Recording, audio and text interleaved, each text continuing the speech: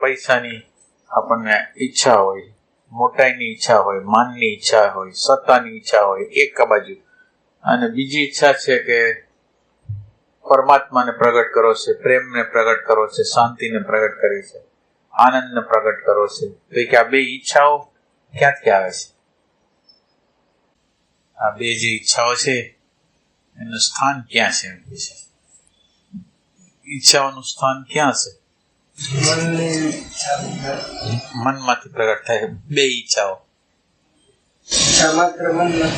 એમ આપણે તપાસ કરી કે મનમાંથી પ્રગટ થાય ક્યાંથી પ્રગટ થાય? આ પૈસા છે, પ્રતિષ્ઠા છે, માન છે, સત્તા છે, હોદ્દો છે, એની ઈચ્છા આપણને કેવી રીતે થાય છે? પેલા આપણે આ જોઈએ. એ ઈચ્છાઓ મૂળભૂત ઈચ્છા આનંદની છે, ખબર નથી એટલે આનંદ આમાંથી મેળવવા માટે. આપણા એટલે આ ઈચ્છા ક્યાંથી પેદા થઈ છે? આ આપણે એમ પૂછીએ કે આ જે ઈચ્છા પેદા થઈ આપણને ભૌતિક જગતની, એ ક્યાંથી આવી ગઈ? પૈસા, પ્રતિષ્ઠા, માન, એમાંથી આપણને સુખ મળશે, આનંદ મળશે, કઈ બીજા તો સમાજમાંથી, સમાજના જે મૂલ્યાંકનો હતા એમાંથી, બહારના ડેટા હતા એમાંથી આ ઈચ્છા ઉત્પન્ન થઈ છે. આ સ્વયંની ઈચ્છા નથી. એને જે સમાજની અંદર, જે સંસ્કૃતિની અંદર, જે ધર્મની અંદર રહેવાનું છે એ લોકોએ ડેટા નાખેલા છે. એટલે આ ઈચ્છા છે એ બહારથી આવેલી છે. અને ઓલી જે ઈચ્છા છે પ્રેમ પ્રગટાવવાની, શાંતિ પ્રગટાવવાની, આનંદ પ્રગટાવવાની જે ઈચ્છા છે એ ક્યાંથી આવે? મનમાંથી.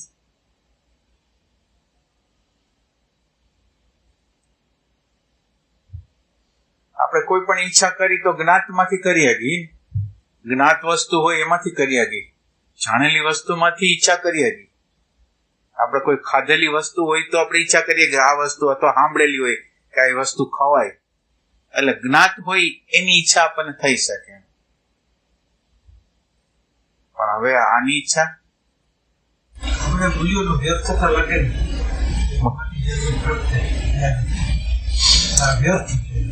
સમજણ.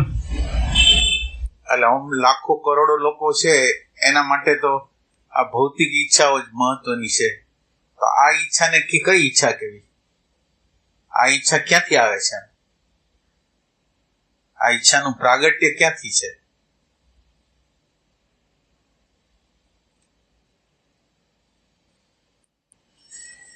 આપણે અહંકાર ને થોડાક સંતોષ થાય ને એના માટે થોડી ઈચ્છા. અચ્છા, આ બધી વસ્તુ એમાંથી ઓલો જે શાંતિનો ને છે એ આપણો મૂળ સ્વભાવ છે, ખોદ છે, કુદરતી. એટલે અંદરથી આવે છે એમ તમારું કહેવું છે? અંદરથી આવે સ્વભાવ છે. કારણ કે જનરલ ઈચ્છા શાંતિની તો તમે ગમે તમે પૂછવા તમારે જવું હોય તો સર્વે કરવા નીકળવું હોય ઘરે ઘરે તો તમે સર્વે કરો કે તમારે શું જોઈ છે, તો બધાની ઈચ્છાઓ તો ભૌતિક જગતની જોઈ, ભૌતિક જગતની જોઈ.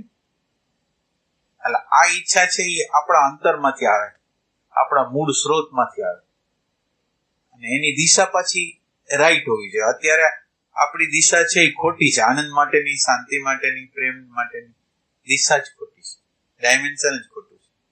એટલે પેલી વસ્તુ આપણે એમ આપણે પૂછીએ કે અહંકારની નડતર કોને છે?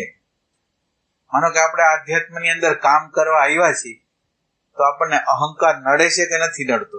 આપણો પ્રશ્ન છે.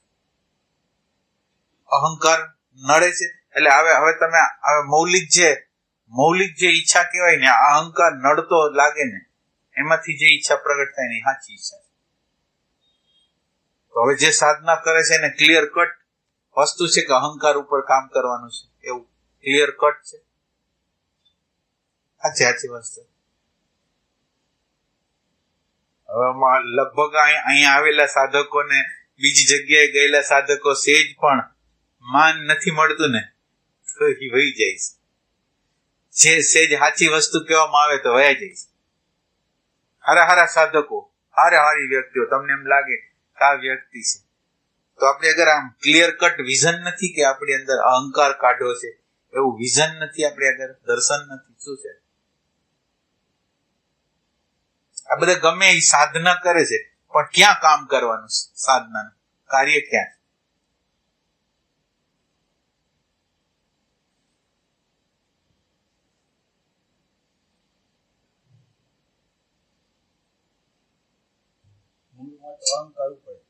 એમ નહીં, બધા સાધકોને ખબર છે કે અહીંયા આ જગ્યાએ જ કામ કરવાનું છે, આ જ જગ્યા છે, અહંકારની જગ્યાએ જ કામ કરવાનું. એ ક્લિયર કટ કોને છે? ક્લિયર કટ કોને છે? સેજ અપમાન થાય છે તો આપણે ઉભા નથી રહેતા, સેજ માન મળતું નથી તો ઉભા નથી રહેતા, સેજ સાચું કહે છે તો આપણે ઉભા નથી રહેતા. તો આપણે ખરેખર ઊંચી છીએ બધી જગ્યાએ. એમ કે સત્સંગની બીજી જગ્યાએ તો માન ઈચ્છી સમજાય સમાજની અંદર, પણ આધ્યાત્મ જગતની અંદર એ માન એમ. તો આ ક્લિયર કોને છે? ક્યાં સાધકને છે? કે અહંકાર ઉપર. આ બીજા કોઈ ઉપર કામ નથી કરવું, અહંકાર ઉપર કામ કરવું. આ મૂળ પ્યાસ છે. આ કેટલા લોકોને ક્લિયર છે કે અહંકાર ઉપર, એટલે જેવો અહંકાર આવે એટલે કામ કરવા માંડે. એવો કોણ સાધક છે? જેવી એને ચેલેન્જ આવી અને એ કામ કરવા માંડ્યો, એવું ક્લિયર ચિત્ર કોઈને છે? ભગવાનને મેળવવો છે ને આ કરવું છે ને પરમાત્માને મેળવવો છે ને દ્રષ્ટાને મેળવવો છે, એ જુદા જુદી વાતો આપણે કરી છે, પણ જે જગ્યાએ કામ કરવાનું હોય તો જગ્યાએ કામ કરતા નથી આપણે. એટલે આપણી આગળ વિઝન છે પૂરું કે આપણે અહંકાર ઉપર કામ કરવું છે? આ જવાબ દેવો પડશે બધાને. ક્લિયર આજ છે કે અહંકાર ઉપર જ કામ કરવાનું, બાકી ક્યાંય નથી જવાનું. આધ્યાત્મની સાધના આજ છે. માનો કે અતિન્દ્રિય દર્શન થયા, કોઈ દૂરદર્શન, દૂરશ્રવણ, બીજાના મનની વાત જાણી લીધી, આ બધી વસ્તુ કરી, રાગદ્વેષ જવાનું નથી, અંદરનો ખાલીપો જવાનું નથી. શું જોઈ છે આપણે? માન જોઈશી, મોટાઈ જોઈશી, ગુરુ બનવું છે, શું કરવું છે આધ્યાત્મ દ્વારા?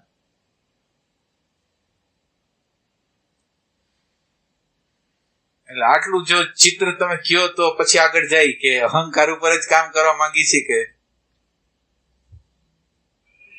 અને તો પછી આપણે સાવધાન છીએ કે અહંકાર જે જગ્યાએ પ્રોબ્લેમ થાય છે ત્યાં આપણે કામ કરી છે, એવું ખરું? હાય નથી ફરતું હરખી રીતે તો અહંકાર ને આટલો બધો સાચો હોય છે.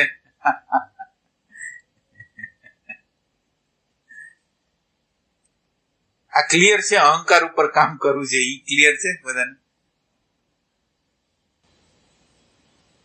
અહંકાર ઉપર એક સ્પષ્ટતા કરવાની.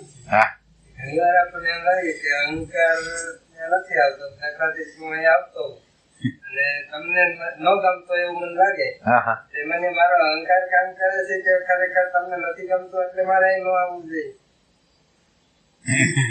સ્પષ્ટતા નથી થતી કે અહંકાર ને કારણે ના. એટલે ઓમ અહંકાર જ છે, ઓમ અહંકાર જ છે. કોઈ પણ પ્રકારનો હોય તો પણ એ અહંકાર છે. આ ભલે પણ માનો કે તમારી જરૂરિયાત છે, તમારે કંઈક શીખવાની જરૂરિયાત છે ને હું છું, અને મને ભલે તમે ન ગમતા હો, મને તમે નથી ગમતા, પણ તમારે કંઈક મારી આગળથી લેવાનું છે, તો પછી હવે મને નથી ગમતું પણ તમારે તો એ વગર હાલે કેમ? આ દુનિયામાં ક્યાંય પ્રેમથી હોય તો બતાવો તો મને.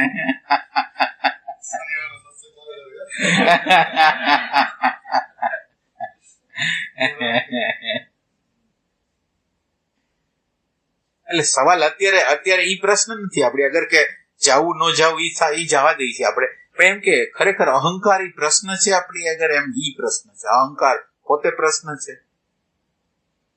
એટલે કોક મારી એક ટાઈપ છે કે કોક ને ગમતું નથી ને તો હું જાતો નથી, મારું એક કન્ડિશનિંગ છે. મારે એના માટે કામ કરવું જોઈએ કે પેલા હું મારી અંદર કામ કરી લઉં પછી વાત કરું. આપણે કામ કરી લે પછી વાત કરશું. એટલે પેલા હું મારી અંદર કામ કરી લઉં કે મને ઓલા લોકોને ગમતું નથી છતાં હું જાઉં. એ કામ થઈ ગયા પછી મારી સ્વતંત્રતા, હું જાઉં કે ન જાઉં એ સ્વતંત્ર, મને હવે નડતર નથી.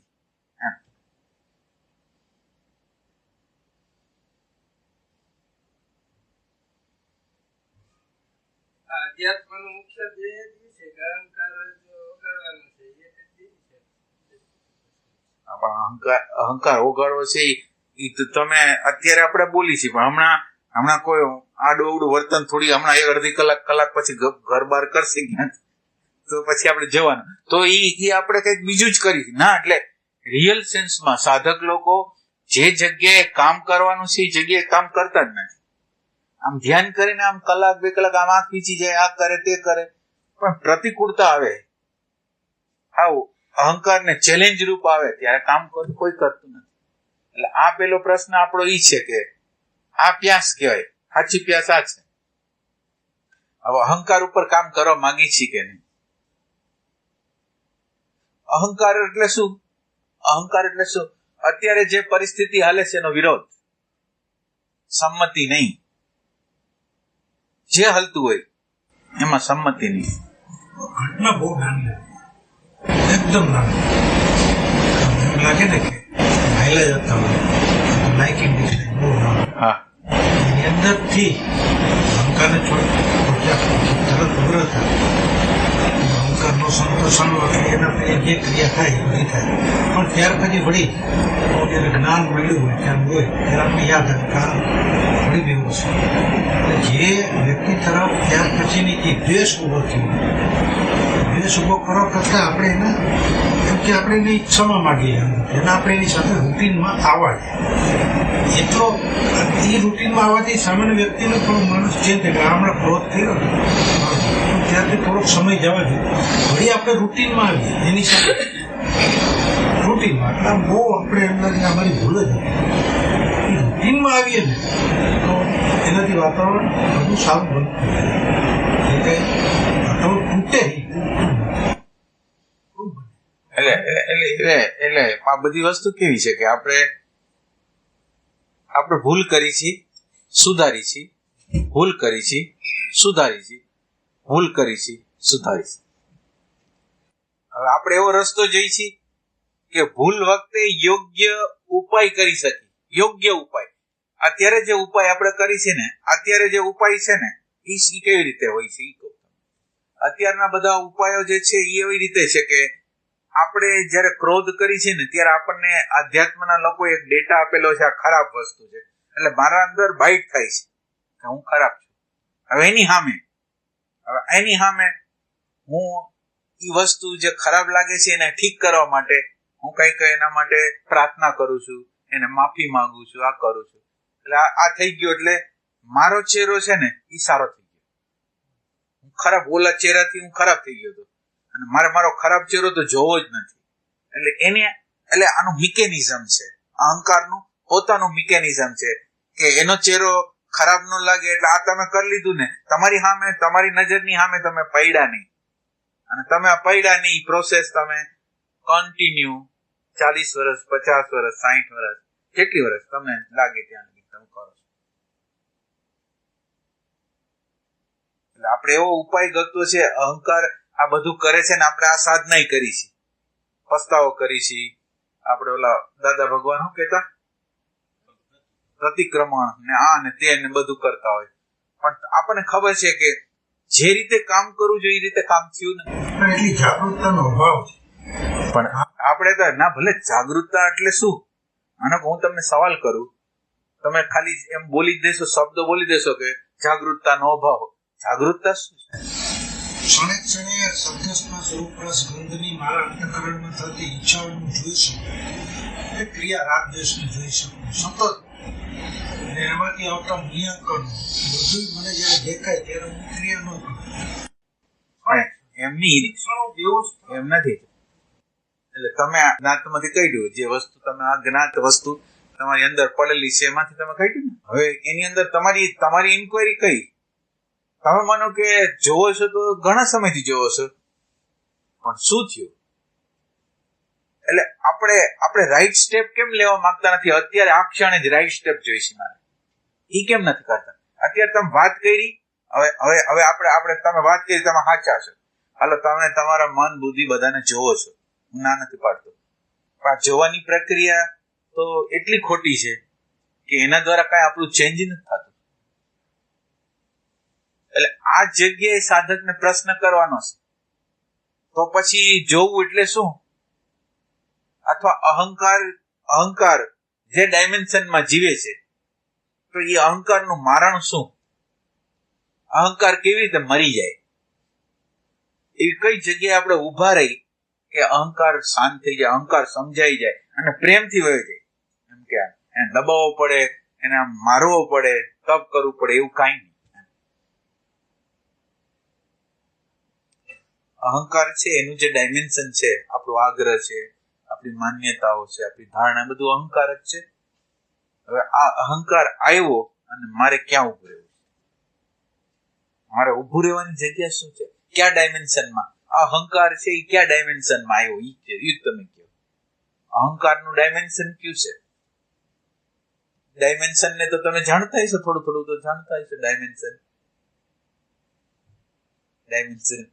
લંબાઈ, પહોળાઈ, ઊંચાઈ, આ 3 ડાયમેન્શન વાળા તમે છો જ, તો દેખાય ને.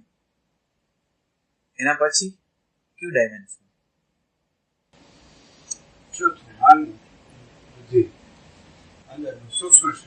એટલે આપણી અંદર જે માન્યતાઓ, જે ધારણાઓ, જે પ્રગટ થાય છે એ આંખ દ્વારા દેખાય નહીં, કાન દ્વારા સંભળાય નહીં, જીભ દ્વારા એને આમ કરી ન ગય. એ ડાયમેન્શન છે એને તમે ફક્ત ફીલ કરી શકો. એ આવું ઇન્દ્રિયો દ્વારા પ્રતીતિમાં આવતું જગત નથી. માનો કે આંખ છે એ રૂપને બતાવે, જીભ છે એ રસને બતાવે, કાન શબ્દને બતાવે, પણ આ એવું ડાયમેન્શન છે કે ઈ મનનું જે ડાયમેન્શન એ ખાલી તમે પોતે જ જાણી શકો, બીજા કોઈ જાણી ન શકે. તમને પોતાને ખબર પડે કે સુખ થયું, દુઃખ થયું, આ બધું ફીલ થાય. તો હવે આ એક ડાયમેન્શન છે અને આ ડાયમેન્શન છે એનાથી હાયરનું ડાયમેન્શનમાં આપણે જવું છે.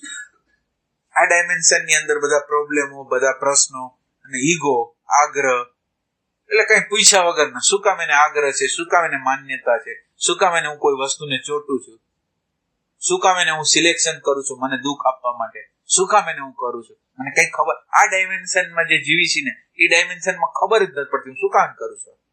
હું કોઈ પણ રિલેશન રાખું છું, હું મન સાથે જોડાઉં છું, બહારના રિલેશન સાથે જોડાઉં છું, પણ શું મારે શું કરવું છે? આ ડાયમેન્શન છે એ નિરંતર રીતે પ્રશ્નો સર્જે અંધારામાં છે. આની અંદર અંધારું છે. ત્રીજું ડાયમેન્શન છે એ તરંગના રૂપમાં, વિચારના રૂપમાં, આગ્રહના રૂપમાં, માન્યતાના રૂપમાં પ્રગટ થાય છે. અને આ અંધારું જે બહારથી ડેટા આવેલું હતું એવું અંધારું હતું, જડતામાંથી આવેલું અંધારું હતું. અને એ જડતા વાળાએ જે મને ધક્કો મારીને કરાયું એ મેં કરી લીધું. એટલે હાવ અંધારામાં દશા છે. હવે અંધારામાં દશા છે એમાંથી આપણે બહાર નીકળવું છે તો કયા ડાયમેન્શનમાં જવું જોઈએ? હવે આ મન છે એ આપણને હલાવે છે. અત્યારે જેવો વિચાર આવ્યો, જેવો તરંગ આવ્યો અને આપણે એની સાથે તાદાત્મ્ય થઈ ગયું. આ આપણી અવસ્થા છે. હવે આપણે એવું ડાયમેન્શનમાં જવું છે કે આની હારે તાદાત્મ્ય કરશું એટલે અંધારું આવશે. આ વિચાર હારે, આ બુદ્ધિ હારે, આ તરંગ હારે જેવા તમે ગયા એટલે અંધારું શરૂ થઈ ગયું. તમને સંપૂર્ણ અંધારું આવી ગયું. તમને કાંઈ દેખાવાનું નથી. જે ડેટા તમને કહેશે એ પ્રમાણે તમારે ગુલામીથી વર્તવું પડશે. આ ડેટામાંથી આપણે બહાર નીકળવું છે. તો અહંકાર જયારે પ્રગટ થાય ત્યારે આપણે ક્યાં ઉભા રહેવાનું? ઉભું ક્યાં? તાદાત્મ્ય કર્યું અહંકાર, આ જે વૃત્તિઓ જે પ્રગટ થાય ત્યારે તમે તાદાત્મ્ય કર્યું એટલે અંધારામાં જ છે. કારણ કે બહારથી આવેલી ડેટા છે, જડ ડેટા છે, અને તમે ચેતન છો, તમને એ હલાવે છે. તમે એના યંત્ર છો, યંત્ર પ્રમાણે આપણે હાલી છે. એટલે આપણને કઈ દેખાતું નથી એટલે આજુબાજુ ધડાકા થાય છે. ધડાકા થાય છે એટલે કોન્ફ્લિક્ટ થાય છે, સંઘર્ષ થાય છે, ભય થાય છે, હિંસા આવે છે, જે થાય છે કઈ ને કોઈ આપણા સુખની ચાવી એવી છે કે સિલેક્શન ન હોય ને, આપણું પોતાનું સાયકોલોજીકલ સિલેક્શન, સ્થૂળ સિલેક્શન હોવું જોઈએ. તમે માનો કે મકાન કેવું લેવું છે તો એનું તમારું સિલેક્શન હોવું જોઈએ, કપડા કેવા લેવા છે એનું સિલેક્શન. પણ સાયકોલોજીમાં તમે કોઈ સિલેક્શન કરો, સાયકોલોજીની અંદર આમ જ હોવું જોઈએ, આમ જ છે, આમ જ થવું જોઈએ, આમ ન થવું જોઈએ, એ બધી જે સાયકોલોજી હારે આપણે તાદાત્મ્ય કરીએ એટલે બધા પ્રશ્નોનું જે નિર્માણ થાય એ નિર્માણ એના દ્વારા. તો આપણે એવા કયા ડાયમેન્શનમાં આવીએ આપણે કે જેથી આ અહંકાર ઉપર, આ મન ઉપર આપણે કામ કરી શકીએ. હવે આમાં કયું ડાયમેન્શન આવશે?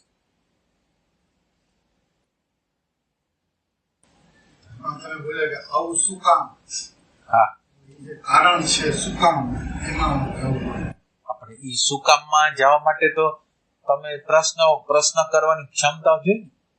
આ જે વસ્તુ, આ બધી વસ્તુને સત્ય માનીને આપણે ગતિ કરી છે. મારો મન, મારો વિચાર, મારો મત, મારો ધર્મ, મારો સંપ્રદાય હું સાચો માનું છું અને હું એની હારે ગતિ કરું છું. હવે હું પ્રશ્ન કરું છું આમ કેમ? પ્રશ્ન કરવા કોણ ઊભું રહેશે? મને મારો ધર્મ વાલો છે, મારો સંપ્રદાય વાલો છે, મારી સંસ્કૃતિ વાલી છે, એના એટલે હું એને વળગું છું, એટલે બીજા લોકો મને ગમતા નથી, એની હારે હિંસાના સ્વરૂપમાં પ્રગટ થાઉં છું. આ બધી હિંસાની શરૂઆત થાય ક્યાંથી? મારા ધર્મને ચોટું, મારા સંપ્રદાયને ચોટું, મારી માન્યતાને ચોટું. એટલે મારી અગર કોઈ આગ્રહ ન હોય તો મને દુઃખી કરવાની કોની તાકાત છે? હાલો, મારી અગર કોઈ આગ્રહ નથી, જે તે પરિસ્થિતિનો સ્વીકાર કરી શકું સમજથી, તો મને દુઃખી કોણ કરી શકે? જો મને દુઃખી ન કરો તો આ કયું ડાયમેન્શન છે કે જેમાં તટસ્થતા છે, જેમાં ફ્લેક્સિબિલિટી છે, જેમાં ચોટવાનું નથી, જેમાં આકાશ જેવું છે? એ આકાશ છે. આમ હોય તોય ભલે, આમ હોય તોય ભલે. અત્યારે આપણી અંદર આકાશ નથી, જગ્યા જ નથી ક્યાંય.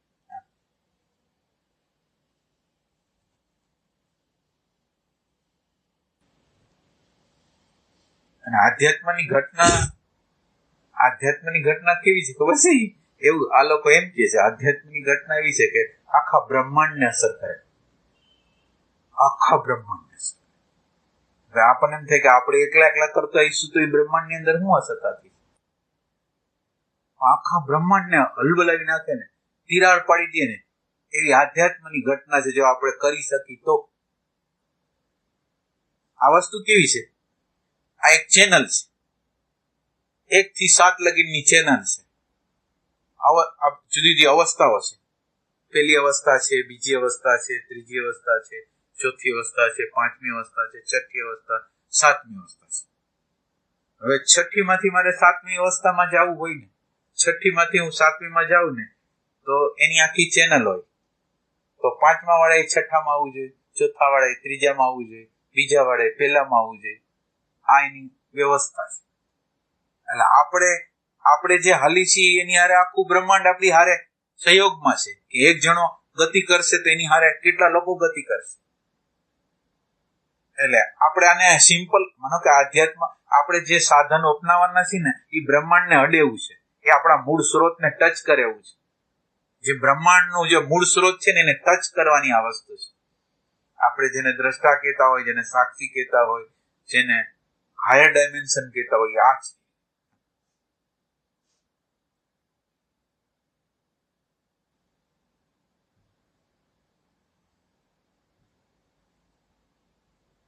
અને આ જે બધી વસ્તુ છે એ આપણો રોલ છે. આપણે જે કરી છીએ એ આ પૃથ્વી ઉપર આવ્યા છીએ રોલ છે. અને રોલમાં જે જગ્યાએ આપણે કાચા પડતા હોય ને, એ સિચ્યુએશન ઊભી કરે. હું જે વસ્તુમાં કાચો પડતો હોય ને, એ કુદરતે પરિસ્થિતિનું નિર્માણ કરે. તો હું જેમાં કાચો પડતો હોય એમાં મારે સુધારો કરવો છે. કુદરત આપણને એમ કહે છે કે તમે ભાગોમાં, તમે ડરોમાં, તમે આ સિચ્યુએશનને હાવ આસાન કરી લો. એ આપણને પ્રેરણા કરે છે. એ સિચ્યુએશન આપીને એમ કે છે તમે આમ કરો.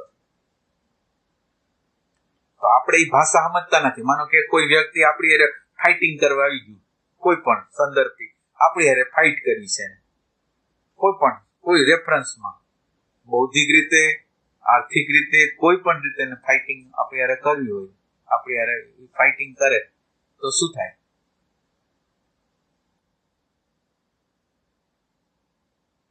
આપણી હારે એને ફાઇટિંગ કરવી છે તો શું કરે?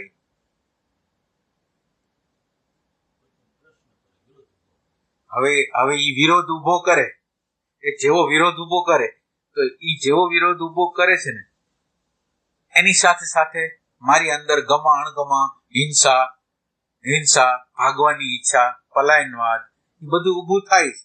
એટલે ઈ એમ બતાવે છે કે તમારે આ વસ્તુ પર કામ કરવાનું છે. આપણે અત્યારે જે 3જા ડાયમેન્શનમાં જીવી છે ને, એટલે આપણે જે વ્યક્તિ કંઈક કરે છે ને આપણી વિરુદ્ધ, એટલે આપણે એના ઉપર નાખુશ થઈ જાય છે, એને રિએક્શન કરી છે, હિંસક બની જાય છે. વસ્તુ એમ નથી.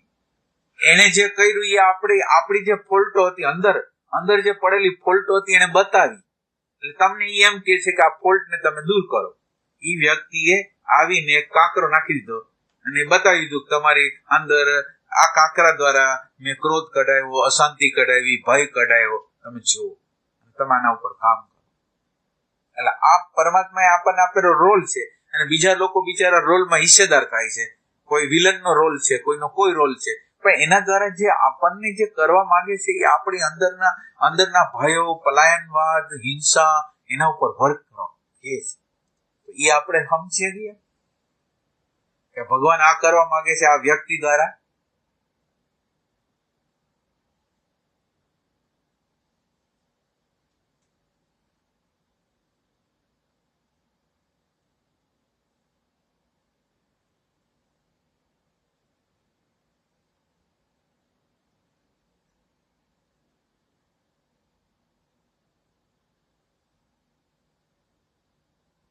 સાધક જે કામ કરતો નથી, સાધક જે જગ્યાએ કામ કરતો નથી, એ જગ્યાએ કે ક્યાં ઉભું રહેવું છે. આ અહંકાર મને આવ્યો, તે અહંકારની સામે ક્યાં ઉભું રહેવું છે મારે, અને સાચી રીતે ઉભું રહેવું છે, અને અહંકારને સાચી રીતે જોવો તો કેવી રીતે જોવો, ખાલી આ પ્રશ્ન જ કરવાનો.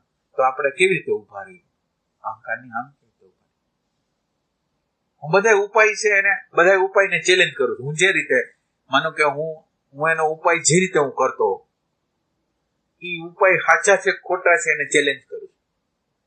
સાધનાની જે રીત છે, કોઈ એમ કે છે તમે શુદ્ધાત્મા છો, તો આ શુદ્ધાત્માને ઉભો રાખ્યા પછીની મારી પરિસ્થિતિ, મારી અંદરનું બધું શું છે એ હું જોઉં.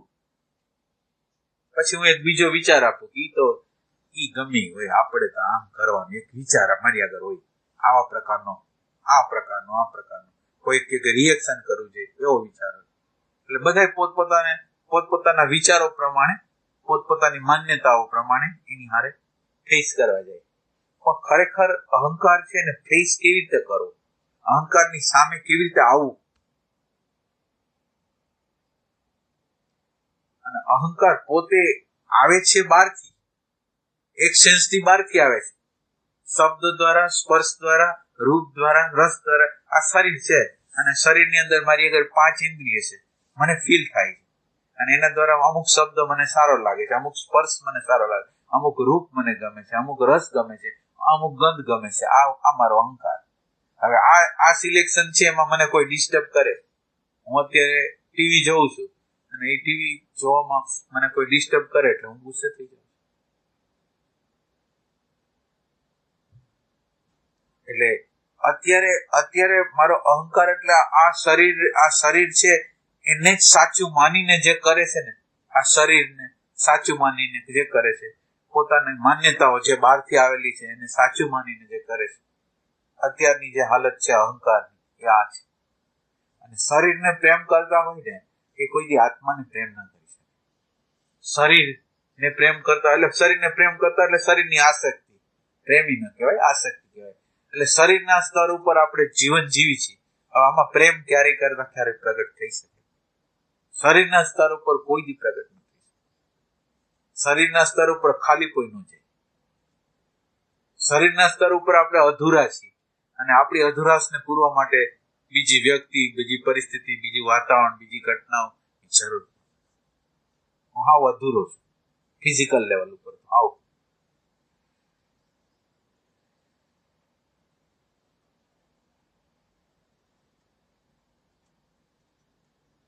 એટલે હવે તમે મદદ કરો મને કે હવે અહંકારની સામે ઉભું રહેવું છે, કેવી રીતે ઉભા રહેશો?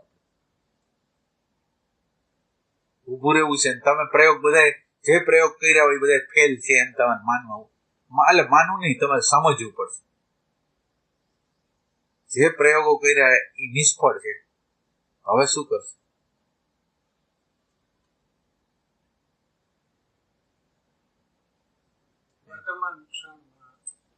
આપણી એટલે વર્તમાન ક્ષણ તો આપણે બોલી જ છીએ, પણ વર્તમાન ક્ષણમાં દિનેશભાઈ તો એમ કીધું ને કે મને આપણને બધું દેખાય ખરું, આપણને દેખાય છે કે આ જગ્યાએ મારી ભૂલ જ છે, દેખાય આપણને. પણ છતાં એ જાતી નથી. તટસ્થતાનો પ્રકાશનો અભાવ છે. આપણ તો ઈ આપણે તટસ્થતા કેમ નથી રાખતા? આપણો સવાલ ઈ છે કે તો તટસ્થતા કેમ નથી રાખતા? આપણે તટસ્થતા કેવી રીતે રાખીએ કે આપણે? મને કે મને શેમાં આસક્તિ છે, મોબાઈલમાં આસક્તિ છે, અને ઈ મોબાઈલ માંથી મને કોક છોડાવે છે, તો મને તો પ્રોબ્લેમ થવાનો જ. તો હવે આ મોબાઈલ અરે જોડાવું ઈ તટસ્થતા નહીં રહેવા દે. કોઈ માન્યતાની હારે હું જોડાઈ જાઉં, કોઈ ધારણાની અંદર જોડાઈ જાઉં તો મારી તટસ્થતા નહીં. હવે તટસ્થતા રહી કેવી રીતે? રસ તો નજર સામે આવવો જોઈએ. કોને? મોબાઈલમાં રસ પડે છે. હા, ઈ રસ કેટલો વ્યાજબી છે, ગેરવ્યાજબી છે, એવું નજરમાં આવી જવું જોઈએ.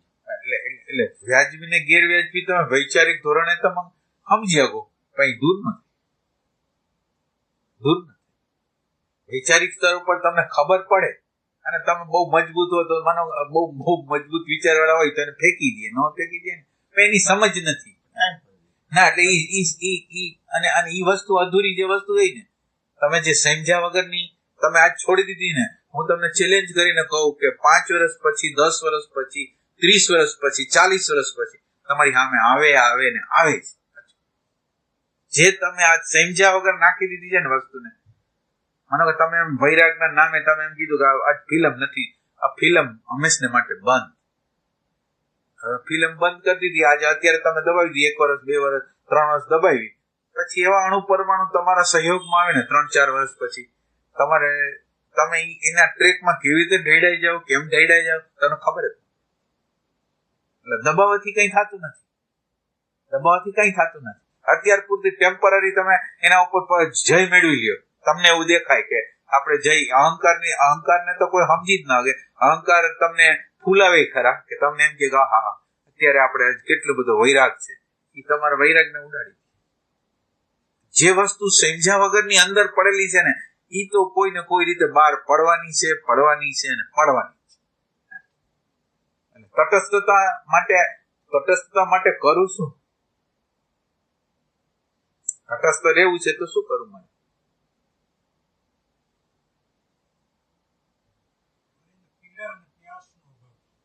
પીડા અને પ્યાસનો અભાવ છે. પીડા અને પ્યાસનો અભાવ છે એટલે સર્ચનો અભાવ છે. સર્ચ નથી કરતા, શોધ નથી કરતા કે કઈ વસ્તુ, અને દુનિયામાં એવી કોઈ વસ્તુ નથી હોતી કે તમે ગોતો ને તમને ન મળે, એવું કોઈ વસ્તુ હોતી નથી. આપણે ગોતતા નથી, આપણે માની લઈએ છીએ કે આના દ્વારા હું કરી લઈશ. માનો કે એક ઘટના ઘટી, મને ખબર પડી એટલે મેં પછી બીજા આગળ માફી માંગી લીધી, એને પ્રતિક્રમણ કરી લીધું, મને એમ થઈ ગયું કે હવે હું બરાબર છું. પાછું થોડા દિવસ પછી પાછી ઘટના બની, પાછું આ કરી દીધું, પાછું બધી વસ્તુ પાછી થઈ. એટલે આ બધી રિપીટેશન એની રીતે થઈ જાય ને.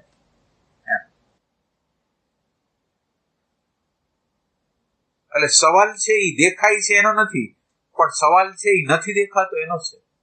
જે વસ્તુ નથી દેખાતી એ કઈ છે, દેખાય છે એ શું છે? માનો કે એક વસ્તુ એમ કે તમને તમારા વિચારો દેખાણા, તો દેખાણા એ સવાલ નથી. શું નથી દેખાણું? તમે જે આ વિચાર જોયા એમાં શું ન દેખાણું, એ ગોતું આપણા માટે બહુ તટસ્થતા માટે જરૂરી છે.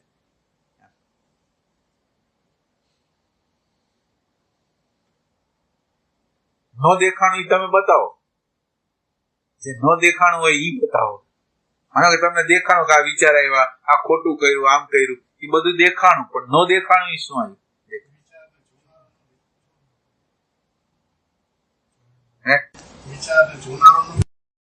વિચારને જોનારો તો હજી વાર છે, પણ વિચાર જે જોયે છે ને એની હારે એના અભિપ્રાયો જે પડે છે, અનકોન્શિયસ અભિપ્રાયો પડે છે. એ અનકોન્શિયસ અભિપ્રાયને જોઈ નથી આવતો. એટલે સ્પેસ બનાવી, વિચાર વચ્ચે સ્પેસ બનાવી, વિચાર વચ્ચે સ્પેસ બનાવ્યા પછી વિચારમાંથી જે અનકોન્શિયસ એની મેળે આપણે આમ કરતા નથી. અનકોન્શિયસ એના વિશે અભિપ્રાયો જે આવી જાય છે એના ઉપર કોઈ વર્ક નથી કરતા. એટલે આપણે અત્યારે જે વર્ક કરવાનું છે કોનો? અનકોન્શિયસ જે મારી અંદર પ્રગટ થાય છે ને અભિપ્રાય રૂપે, એને મારે થોડું, હવે જેમ વિચારથી મેં ડિસ્ટન્સ કર્યું ને એમ હવે એનાથી થોડોક આગો હોય છે, અને એને ફીલ કરવું, એને સમજવું. એ કરીએ કે ના કરી શકીએ? એટલે આપણે શું થાય, સાધક લોકોને સંતોષ કઈ બાબત થાય છે? મને દેખાય છે, મને વિચાર દેખાણો, મને ખબર પડી કે મારી અંદર આ ભાવ છે, આ ભાવ છે, એટલે એને એટલો બધો રાજી થઈ જાય, પણ એને ખબર નથી કે આ વસ્તુ તો નાનકડી દેખાણી છે, હજી ઘણું દેખાણું નથી. શું છે? તો જે દેખાણું નથી એનો પ્રશ્ન નથી. દેખાણું એના દ્વારા રાજી થઈ ગયા એ વાત છે, સંતોષ થઈ ગયો એની વાત છે. પણ અસંતોષ જે થવો જોઈએ કે મને શું નથી દેખાણું, ઈ સર્ચ છે એ આપણે કરતા નથી. એટલે માનો કે તમે જમ્પ ન મારી શકો તો આટલું તો કરી શકો ને કે હવે આ અભિપ્રાય આવે છે, અનકોન્શિયસલી અભિપ્રાય હોય, અનકોન્શિયસલી આમ ખબર ન પડે. માનો કે તમને અત્યારે એવી અવસ્થા, અંતઃકરણની અવસ્થા છે કે એની અંદર તમને ક્યાંય ગમતું નથી. હવે ગમતું નથી તો એ ગમતું નથી એનાથી તમે સ્પેસ બનાવી શકો? ગમતું નથી એનાથી થોડીક જગ્યા બનાવો. ક્રોધ છે તો એની આરે જગ્યા બનાવો, તમે સ્પેસ બનાવો. તો સ્પેસ બનાવો તો આપણે એને જોઈ શકીએ. પણ હવે આપણે જે બની જાય તો શું થાય? એ અવસ્થા એટલે આપણી સાધના કેવી રીતે, આપણે સાધના કરીશી કેવી રીતે? તમે જુઓ કે અત્યારે કંઈક આવ્યું ને એ હું કાલ કાઢીશ. ક્રોધ અત્યારે મને આવ્યો ને, હું કાચો છું, હું એમ માનું અત્યારે કે હું કાચો છું, હું આનું ભવિષ્યમાં કામ કરીશ. અત્યારે કામ ન કર્યું ને એ ક્યારેય કામ થવાનું નથી, અને અત્યારે કામ થયું ને એ જ થવાનું છે કામ. તો હવે આપણે અત્યારે કામ કેમ નથી કરતા? અત્યારે અંતઃકરણની આવી અવસ્થા છે, માનો કે હાવ આનંદ વગરની અવસ્થા છે. ભવિષ્યની અંદર મને આનંદની અવસ્થા આવશે, પણ એના કરતા અત્યારે જે આનંદની અવસ્થા નથી એનાથી હું જુદો પડી જાઉં તો, અત્યારની જે અવસ્થા છે એમાંથી હું જુદો પડી જાઉં તો મને આ જે ખટકો એનો લાગે છે ને એનો પ્રભાવ મારી ઉપર નાખે છે ને, પ્રભાવ આપવાનું બંધ થઈ જાય. અને પ્રભાવ આપવાનું બંધ થઈ જાય તો તમે અત્યારે જ મુક્ત છો. ગમે એવી અવસ્થા છે તમારી, નથી ભજન થતું, નથી કઈ, અને ભૌતિકતા તરફની એક દોટ લાગી ગઈ છે. આ બધી અવસ્થાને હું જોઉં છું, બધી અવસ્થાને સમજુ છું, પણ હું એવો વિચાર નથી કરતો કે આ બધું છોડી દઉં, હું એકાંતમાં વહી જાઉં, 15 દિવસ, મહિનો દિવસ એકાંત કરું, આટલું આમ ભજન કરું અને પછી આમ કરું. એના દ્વારા કઈ નથી થવાનું. અત્યારે આ ક્ષણે આનાથી સેપરેશન ન કર્યું, તમે ગમે એટલા એકાંત સેવશો ને કઈ પરિણામ. એટલે અત્યારે અથવા ક્યારેય નહીં, અત્યારે મને જે પ્રોબ્લેમ છે એની સામે ન આવી જાવ. અત્યારે નો ઓબ્જેક્શન નું સર્ટિફિકેટ ન આપું, મને ઓબ્જેક્શન છે એવું સર્ટિફિકેટ આપું તો હું અટવાઈ જાઉં. નો ઓબ્જેક્શન કેવી રીતે આવે, સ્વીકાર કેવી રીતે આવે? મારી મહત્વની વસ્તુ છે. અને સ્વીકાર નથી આવતો એનું કારણ એટલે આમ એક પ્રકારની મૂર્ખતા છે. અત્યારે માનો કે અત્યારે એક પ્રકારની તમારી બહારની સાઈડમાં તડકો ને તાપ હોય, હવે તમે એનો વિરોધ કરો તો શું થાય? એ જવાનું. તો એને આપણે એને બુદ્ધિશાળી તો ન જ કહી કે હા ગરમી છે એ ગરમી છે, જેટલો તાપ છે એટલો તાપ છે. એવી રીતે આપણી સાયકોલોજીની અંદર અત્યારે હિંસાત્મક હોય, અત્યારે ડિપ્રેશનમાં હોય, અત્યારે આપણે લઘુતામાં હોય, અત્યારે કોઈ પણ વસ્તુ હું ભજન ન કરી શકતો, મારે ભગવાનનું નામ તો ઘણું લેવું છે અત્યારે, હું ભજન કરી નથી શકતો. હવે આ જે અવસ્થા મારી આગળ છે ને એનાથી હું જુદો પડી જે છે મને મંજૂર છે. આ છે જીવનના પ્રોબ્લેમને સોલ્વ કરવાનો ઉપાય.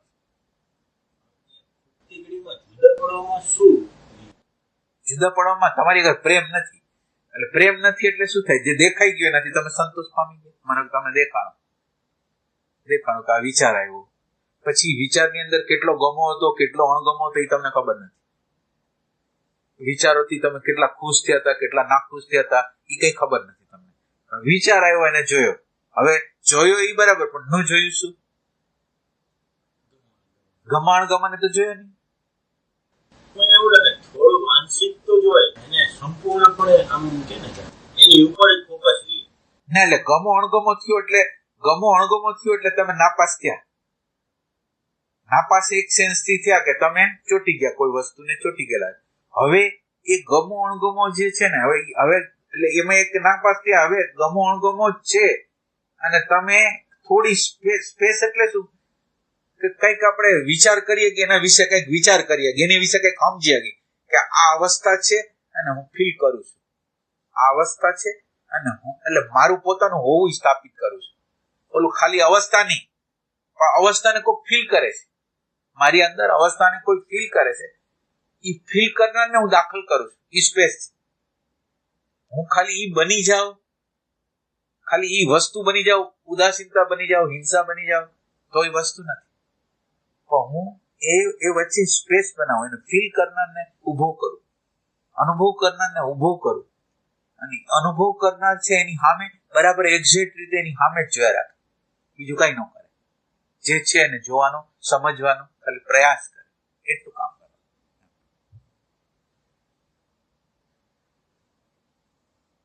એટલે આપણી સાધના કેવી હશે કે જેમાં આપણી સાધનાની અંદર પ્રશ્ન નથી, આપણે ખોટા છીએ એનો અહેસાસ નથી, આપણી જૂઠી શોધ છે એની ખબર નથી.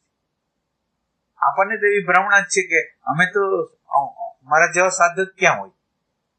જનરલ અંદર તમે સિરિયસ લાગો, તમે બધા પોતપોતાની જાતને સિરિયસ માનતા હો કે અમે 1 કલાક 2 કલાક ધ્યાન કરી છે, આ કરી છે, તે કરી છે. વસ્તુ તો એ જે વસ્તુ છે ને એને અત્યારે જ આ ક્ષણે મારી કોઈ પણ અવસ્થા છે એ અવસ્થાનું એક્સેપ્ટન્સ થઈ ગયું ને એટલે તમે એની પાર વહી જાઓ. સાચું એક્સેપ્ટન્સ, અન્ડરસ્ટેન્ડિંગ થાય, તમને મજા આવે, તમને સુખ થાય, તમને દુઃખ ન થાય, તમને ત્રાસ ન થાય, તમારે દબાવવું ન પડે, કાંઈ ન કરવું પડે, ઈ ટાઈપ. એટલે આપણી સાધનાઓ કેવી છે બધાની, આપણે સાધના કરતા હોય, સાધનાની અંદર એટલે સાધના જે રિયલ પરિણામ જે આપવું જોઈએ તો નથી આપતી. એના દ્વારા બીજું કઈ થતું હોય તો ભલે થતું હોય, આપણે ના નથી પાડતું, પણ એમ કે એના દ્વારા ટ્રાન્સફોર્મેશન, આખું આમૂલ પરિવર્તન જે કહેવાય એવું કઈ થવાનું નથી. એટલે ઈ આપણે હથિયાર છે, એ થોડું પ્રેમ આપણી અંદર હોય, ઇન્ક્વાયરી હોય, અને કેવી રીતે ઊભું રહેવું, અહંકારની સામે કેવી રીતે ઊભું રહેવું, એ આપણને જો આવડે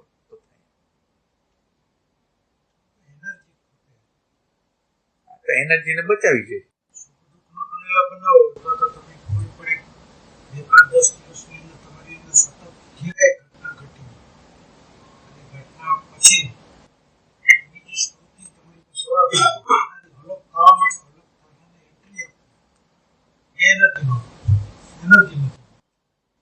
એટલે એનર્જીનો અભાવ તો હવે તમે વિચાર કરો, તમે સત્સંગમાં આવ્યા તો તમારી અગર ઈરાદો હતો કે નહીં આવવાનો હતો કે નહીં,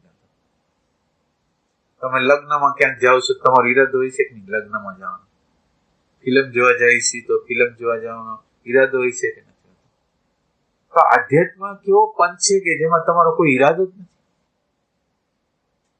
એટલે ઈરાદો એટલે કેવો ઈરાદો ખબર છે, સવારથી હાંજ લગી ઈરાદો, એટલે હું મારી એક હિલચાલ, આધ્યાત્મ એટલે શું થાય, તમારી એક હિલચાલ ઈરાદાપૂર્વકની હિલચાલ કે ક્યાં જવું છે.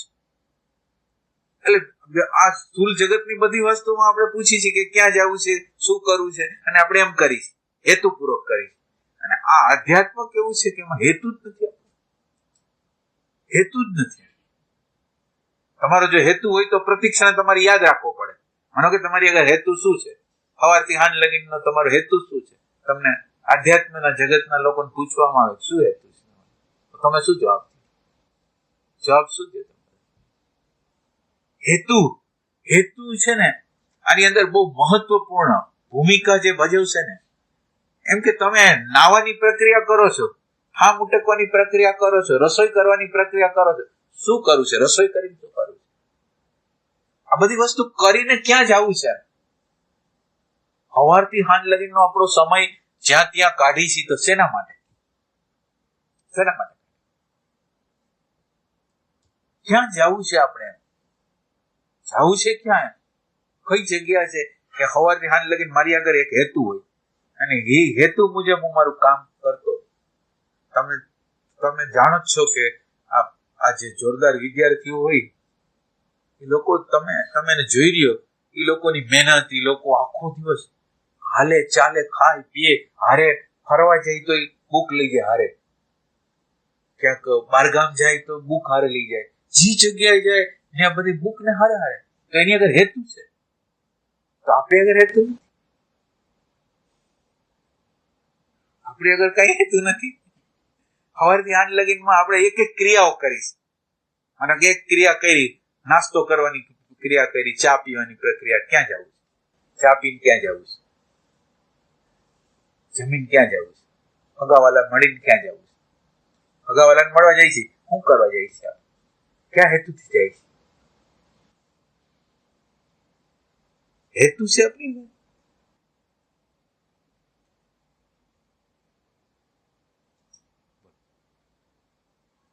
ક્યાં હેતુથી જતા હિસાબે? ક્યાં હેતુથી જતા હિસાબે? ઈગો પોષવાની દ્રષ્ટિકોણથી જવાતું હોય છે. સિક્યુરિટી બહુ મોટી, એમાં સિક્યુરિટી બહુ મોટો ફાળો. આપણે કોઈના છોકરાના લગ્નમાં નહીં જાય, એ આપણે નહીં આવે તો શું થઈ જવાનું છે? કઈ થવાનું નથી. પણ એમ કે એટલી સિક્યુરિટી જોઈશ. બધી વસ્તુની અંદર આપણે સિક્યુરિટી ગોતી છે, સેફટી ગોતી છે, કે આજે આપણે એને કામમાં આવ્યા એટલે કાલ આપણા કામમાં એ આવશે. બીજું શું જોઈશે? એટલે આપણી દરેક પ્રવૃત્તિ સ્વાર્થ માટે જ છે. એક એક પ્રવૃત્તિ સ્વાર્થ.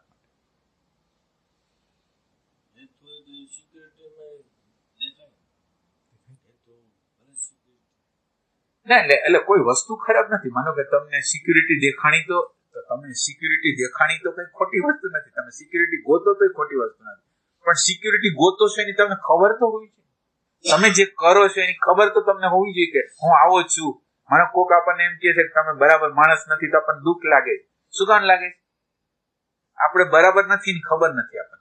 આપણે બરાબર જ નથી. આપણે જો આપણી જાતને જોતા હોય તો આપણે બરાબર નથી, સ્વાર્થી તો છીએ 100%. તો આ સ્વાર્થીપણાનો અહેસાસ નથી કર્યો.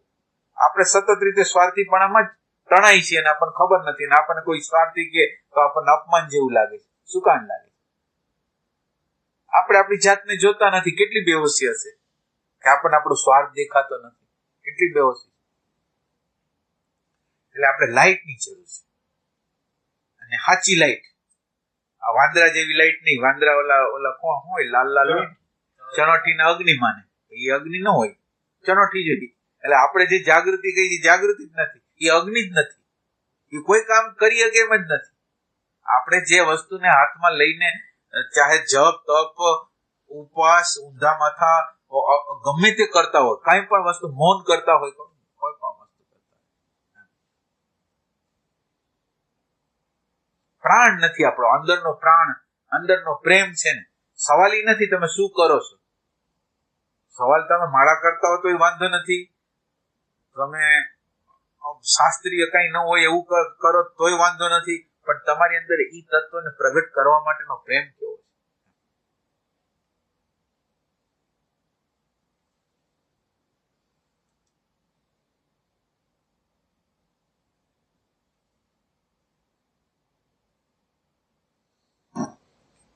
અચ્છા, આટલું ઘણું. હરિ ઓમ.